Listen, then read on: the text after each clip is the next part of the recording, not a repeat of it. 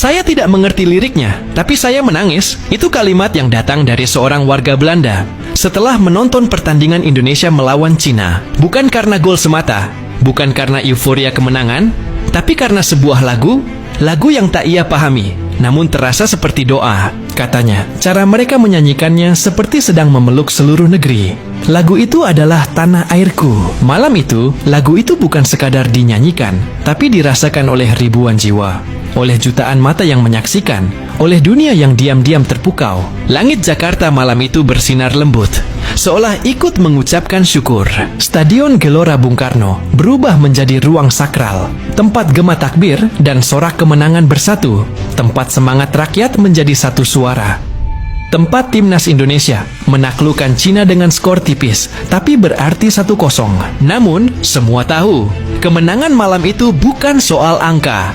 Karena keajaiban sejatinya terjadi setelah peluit akhir, ketika semua pemain berkumpul di tengah lapangan, membentuk lingkaran kecil di tengah luasnya rumput hijau. Mereka saling menggenggam tangan, sebagian menutup mata, sebagian menatap ke langit.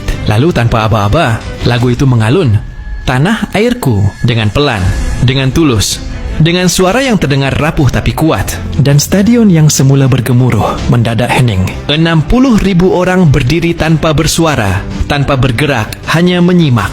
Mata berkaca, tangan di dada, dan napas mereka menjadi satu. Dari kejauhan, kamera televisi menangkap momen itu dan mengirimkannya ke seluruh dunia. Orang-orang dari Italia, dari Prancis, dari Kanada, bahkan dari negara-negara yang mungkin tak tahu banyak tentang Indonesia, mendadak terdiam. Seorang penonton dari Belgia menulis, "Saya sudah menonton banyak pertandingan besar. Saya tahu rasanya menang, saya tahu rasanya kalah. Tapi malam ini saya tahu rasanya tersentuh. Karena apa yang saya saksikan bukan hanya selebrasi, bukan hanya perayaan, tapi momen spiritual. Momen di mana sepak bola bukan soal taktik atau strategi, tapi soal jiwa, soal cinta, soal tanah air yang dicintai tanpa syarat." Seorang wanita dari Kanada menulis, "Saya hanya lewat di saluran televisi, tidak tahu siapa yang bermain, tidak tahu siapa yang menang. Tapi ketika mereka menyanyikan lagu itu, saya menangis, tanpa tahu kenapa.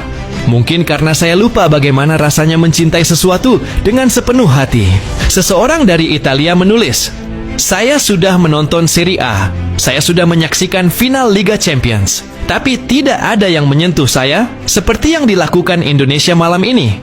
Seseorang dari Prancis mengatakan, "Ini bukan hanya pertandingan, ini seni, ini cinta, ini pengabdian." Dan seseorang dari Belgia menulis, "Saya benar-benar tidak siap dengan dampak emosional sebesar ini. Ketika mereka membentuk lingkaran, saya kira mereka hanya akan merayakan seperti biasa. Tapi ketika musik mulai dan semua menyanyi bersama, saya terpaku. Melodinya, keharmonisan, ekspresi tulus di wajah mereka terasa seperti momen spiritual. Bukan sekadar lagu, tapi pernyataan cinta pada tanah air."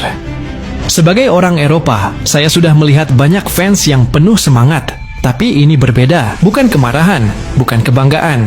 Ini adalah pengabdian sejati. Indonesia tidak hanya bermain bagus, mereka menyentuh hati dunia. Mereka mengingatkan kita bahwa olahraga bukan cuma soal gol atau peringkat. Ini soal manusia, soal identitas, soal cinta yang dibangun dari rasa memiliki. Ketika saya melihat momen menyanyikan lagu kebangsaan itu, para pemain saling berpegangan tangan dan bernyanyi seolah untuk langit, saya benar-benar tak bisa menahan air mata. Itu indah, itu sakral. Dari Belgia sampai Jakarta, saya kirimkan cinta saya. Kalian telah mendapatkan seorang penggemar seumur hidup.